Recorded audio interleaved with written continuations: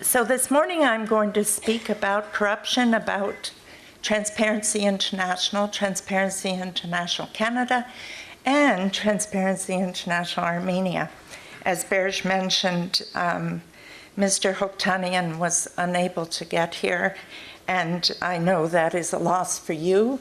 It is a loss for me, but I will, he and I have been going back and forth this week, so I should be able to say some things on his behalf.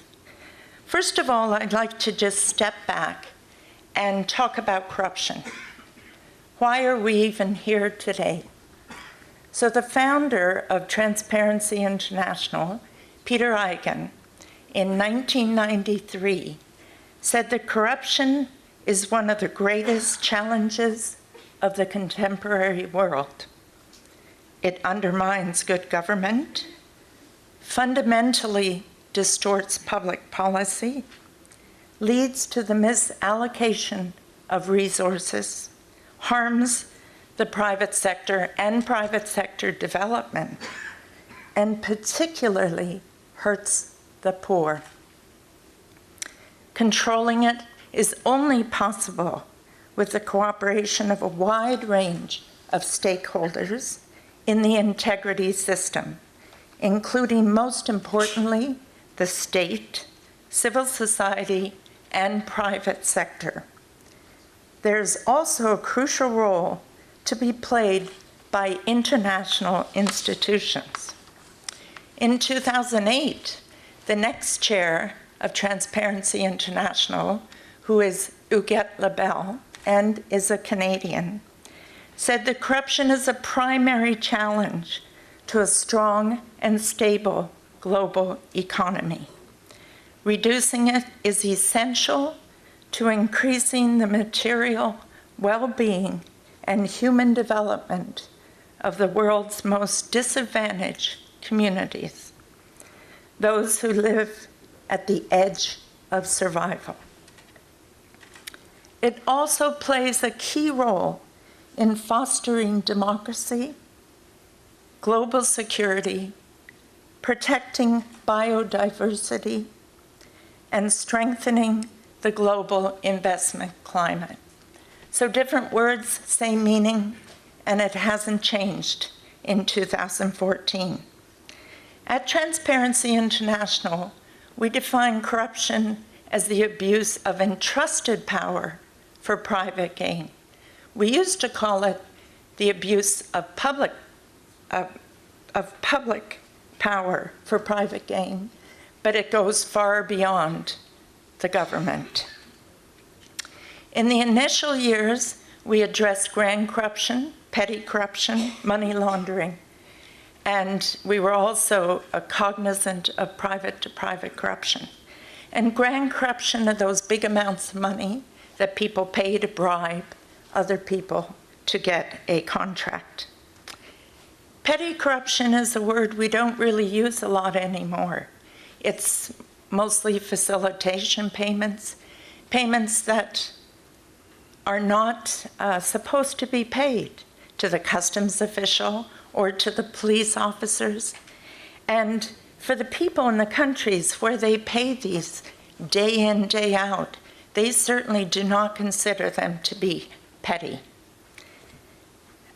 There also have been reports, it's very hard to prove corruption, that it has taken place, that bribes have been paid, but nonetheless, there have been studies done that have proved that these facilitation payments actually equal, in a country like Kenya, the same amount of money as grand corruption. But today, we also talk about nepotism, about patronage, about fraud, theft, political party financing, about collusion, and other types of anti-competitive behavior, and conflict of interest.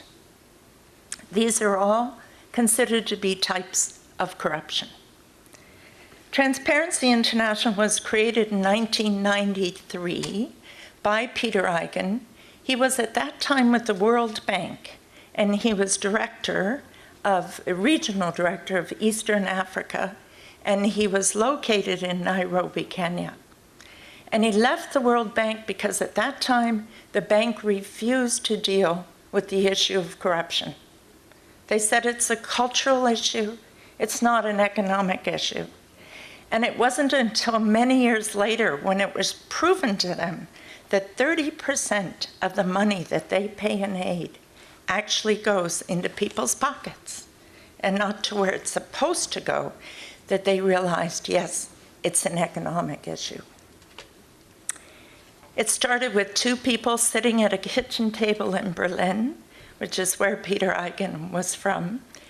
It now has 120 people at the International Secretariat in Berlin, and about 100 chapters formed and forming around the world, of which TI Armenia is one formed in the year 2000.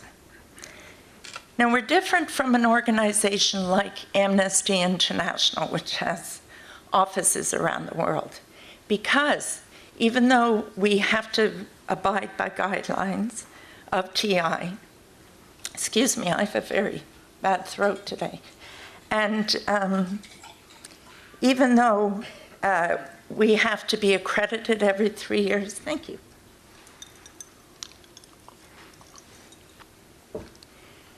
and disaccredited. There are chapters that have lost their accreditation. We nonetheless are autonomous in facing corruption in the economic, political, social environment in which we find ourselves. So in a country like Canada, every country in the world has corruption, but it's not as evident in some countries as it is in some others. So I'm a consultant to TI Canada. We have no staff. We have a very active board, and we have a budget about $100,000.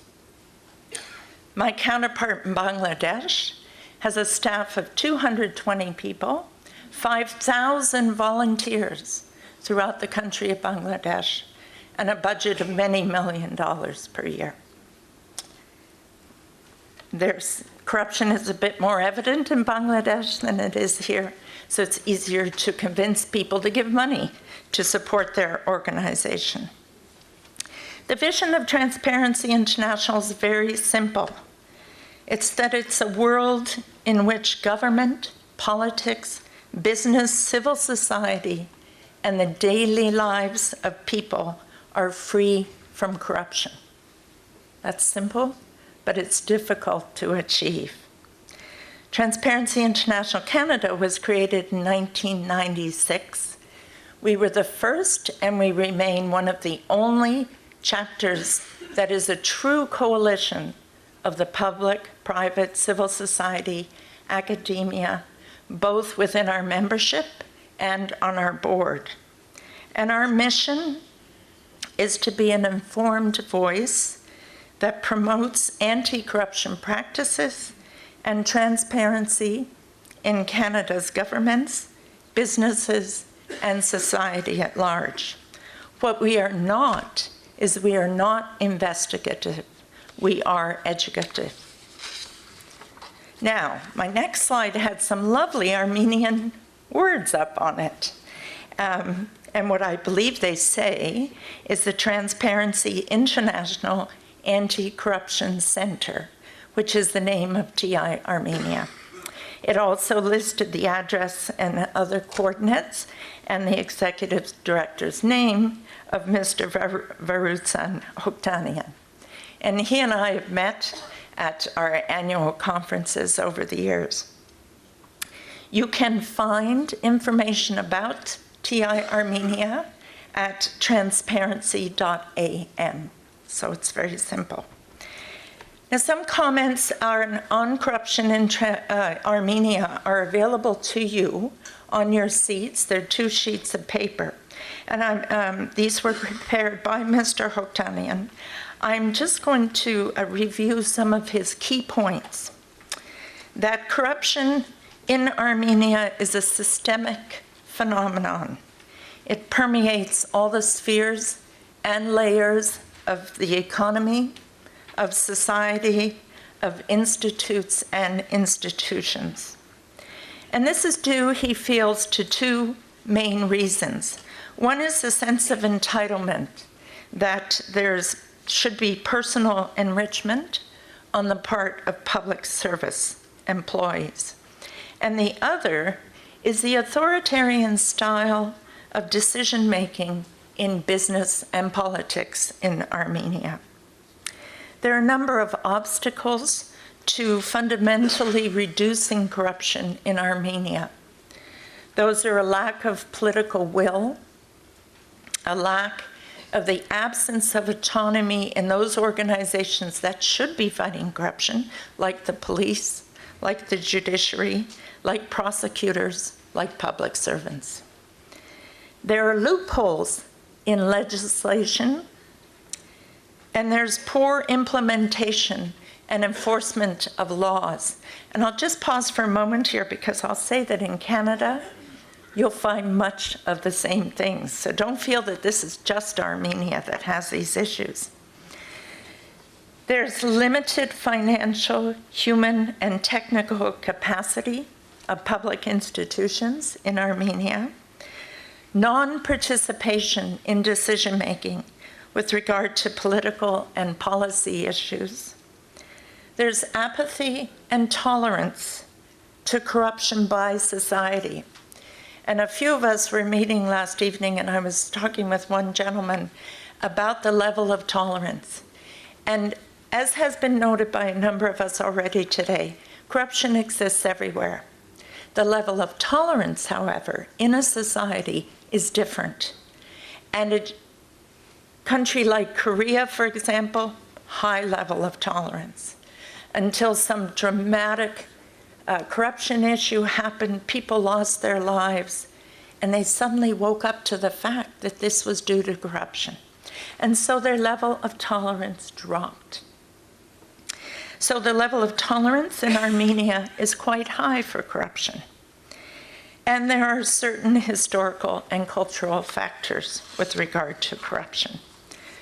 Most of the forms of corruption are apparent in Armenia. Some that he lists are grand corruption, petty corruption, political corruption, patronage, and collusion. There's a lack of trust by the public toward political institutions, particularly the parliament and the bureaucracy. And there's an insidious web of patronage networks of political and business elites in Armenia. These lead to informal cartels and monopolies, and these lead to really having an informal government which is really making the decisions in Armenia. So I invite you to read those 2 pages at your leisure, and also I know that the other presenters today will speak much more about corruption in Armenia.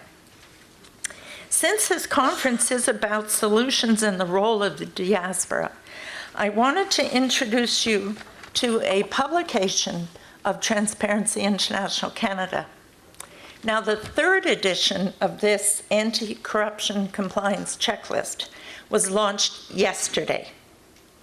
And we decided this time we would not have a printed version. It is available on our website, which is transparency.ca. And since the link isn't up there, you just go to the home page, the right-hand side, right to the bottom, and you'll be able to link on this checklist. It's what we call a one-stop shop. It provides tools to enhance risk management process for a corporation of any size, large, medium, small, in line with our anti-corruption law, our international anti-corruption law, which is the corruption of foreign public officials. And put very simply, if you're caught by that law and convicted, you can go to jail for up to 14 years, and you can be fined an unlimited amount of money. So a week ago yesterday, the first individual in Canada was charged, convicted, sentenced last Friday to 3 years in jail. We have had companies that have been fined $9.5 million for a less than $200,000 bribe, $10.5 million. So Canada is starting to actually convict people and sentence people and fine corporations. But this is available in a PDF format.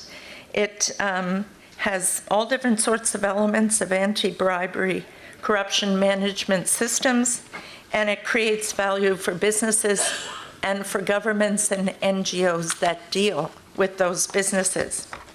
Now, this is the only pretty picture I would have shown you today, and that is the business integrity tool around which we build this checklist. And it has 6 steps to commit to an anti-corruption program from the top and all throughout your organization, to assess where you are already with regard to anti-corruption, to plan your program, and then to act on the program. We all know that it's wonderful to have books up on the shelf and have plans up on the shelf and have codes of conduct up on the shelf, but if you don't implement them, and then if you don't monitor them and report on them, they're not of any use to you, to your staff, or to the wider public. There are approximately 20 tools in this checklist. One of the tools that people like to use with clients is a one sheet. And on that sheet, it has 20 questions. And the answers are yes, no, partly, and planned. And these ask you questions with regard to your commitment to anti-corruption, your implementation, your monitoring and review, and your reporting. So it's really a bird's eye view onto your company and say, are we doing these things with regard to anti-corruption? One of the other tools in the 4th step, called ACT, is called the self-evaluation tool. This has 241 indicators. So now you're really getting down into all these aspects of your company and saying, are we doing these things? Are we planning them? Should we be planning? One of the things that Mr. Hoktanian wanted me to mention is the Corruption Perceptions Index. And Transparency International is probably most well known for this index. It's been published every year since mid-1990s. Last year, 177 countries were looked at, and this is the Corruption Perceptions Index. So we have to remember that corruption, again, is hard to prove, and it's often perceptions of people. So in last year's, Canada ranked number 9, number 1 being the best. We tied with Australia, and we had a score of 81 out of 100. Armenia ranked, can you guess, out of 177? 120? 85? 180, there weren't 185. 85 is the closest, actually. It ranked 94, and it tied with Algeria, Benin, Colombia, Djibouti, India, Philippines, and Suriname. And its score out of 100 was 30, 55, 25. Well, whoever said 30 in here, it was 36. So just since last year, we've changed the system, and you can actually compare year to year now. And so Canada, actually, we dropped 3 points. But Armenia improved by 2 points. So you're on the right path, absolutely. The other thing he wanted me to mention was a tool called the Global Corruption Barometer. And this is a survey, whereas the Corruption Perceptions Index, they go and survey experts from in the country, from outside of the country, and it really is a survey of surveys of The Economist and the Economic Intelligence Unit and the World Bank. The Global Corruption Barometer, they go to each country and they interview the people in that country. And these are their attitudes toward and their experience of corruption within their own country. So the first question asked was, over the past 2 years, How have the levels of corruption in Armenia changed? So 21% said it increased a lot in the last 2 years. Corruption increased a lot. 22% said it increased a little. So that's 43% feel that it's increased. 39% said it stayed the same.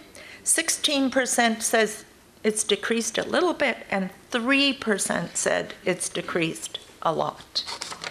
The second question was, what's the percentage of respondents who felt that institutions were corrupt or extremely corrupt in Armenia?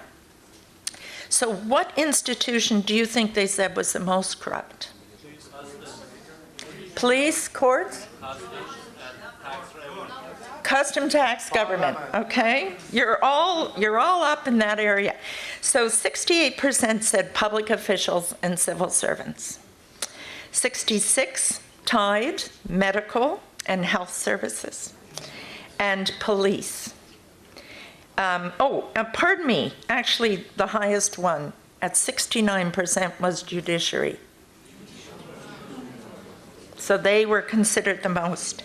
Then we had political parties and parliament and legislature at 57, and education systems 58, religious bodies or business at 51, religious bodies 39, media 37, and NGOs at 32. So nobody's clean, nobody looks great, not even NGOs, which shouldn't be a surprise to people. Have you or anyone in your household paid a bribe to one of the 8 following services? So 24% of the people said, we paid a bribe to the medical and health services. 18% said we paid it to the judiciary. 16 to registry and permit services. 12 to educational services. And that's what that gentleman was alluding to that teacher. Didn't you ever take money as a teacher for doing something in Armenia? That's, without saying it, that's what he was asking her. Tax revenues, land services, 9%. And utilities, interestingly enough, only 2% paid a bribe. In a lot of other countries, that would be higher because you pay a bribe to get a telephone put in or to get your water bill what it really should be, for example. The last question was, to what extent do you agree that ordinary people can make a difference in the fight against corruption? So how many people do you think in Armenia said, we strongly agree that the people can make a difference? 0. Oh. 12, 15? 10, 20? Okay. 6% said they strongly agree, and 31% said they agree. So that's 37% who feel there's hope for people making a difference. 41% said they disagree, and 22% said they strongly disagree. So we still have 63% of the people who feel disillusioned, perhaps we could say. And I'd just like to introduce quickly 2 other tools. And that's because patronage was an area that Mr. Hoktanian mentioned as corruption in Armenia. And there is a tool that TI developed in the mid-1990s called the Integrity Pact. And this is a tool that governments who are letting a contract, putting out a tender, and those companies that are bidding on that contract sign an agreement that they will not elicit or offer a bribe anywhere from the request for proposals right through to the implementation of the project. And it also contains all those sanctions that will come into play if it's discovered that there has been bribery along the way.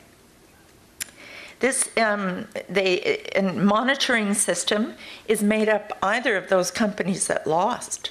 They want to make sure that the company that won isn't somewhere down the road paying a bribe, And also it could be civil society or an independent oversight body that is put in place. This has been used in hundreds and hundreds of situations around the world. Colombia uses it in all 3 levels of its government. Seoul, Korea, uses it in all of its government procurement projects for the city of Seoul and its 62 subsidiaries. In Nigeria, it's been used. The Schönefeld Airport, that's just being finished soon, we hope, in Germany, has also had an integrity pact as part of it. So it's not just the big S-South countries that they watch, it's all of us. I would love to have an integrity pact in Canada, so if any of you are business people out there and interested in this, I'd love to speak with you about it. And the other tool is the one that we just launched yesterday with our 3rd edition. And this is a self-e-learning tool. It's free. It's about an hour and a half to take it. We've produced it in both English and French. And it provides best practice anti-bribery training and enables companies to benchmark themselves against their own training program. And the learning outcomes from this e-learning program are what is bribery and why is it important? They're case scenarios, so you actually are there with people at customs, or you're on the telephone with somebody talking to their agent, and the agent is asking for special dispensations, and you're going to have to respond to those people. The bribery laws that are in place. So we have, as I mentioned, our Corruption of Foreign Public Officials Act. Many Canadian companies are also under the Foreign Corrupt Practices Act in the States and the UK Bribery Act. So it depends on where your companies are listed. And it also tells you how you can report cases of bribery of which you come into contact. If you want to track or brand or adapt this training tool, then there is a fee, depending on the size of your company, but otherwise it's free. And again, you can access it through the checklist that's available on our homepage. So I've just given you a taste of corruption. I know you're going to hear about it a lot more today, but I hope you have a bit of an understanding of Transparency International and its role as the global coalition against corruption. Thank you.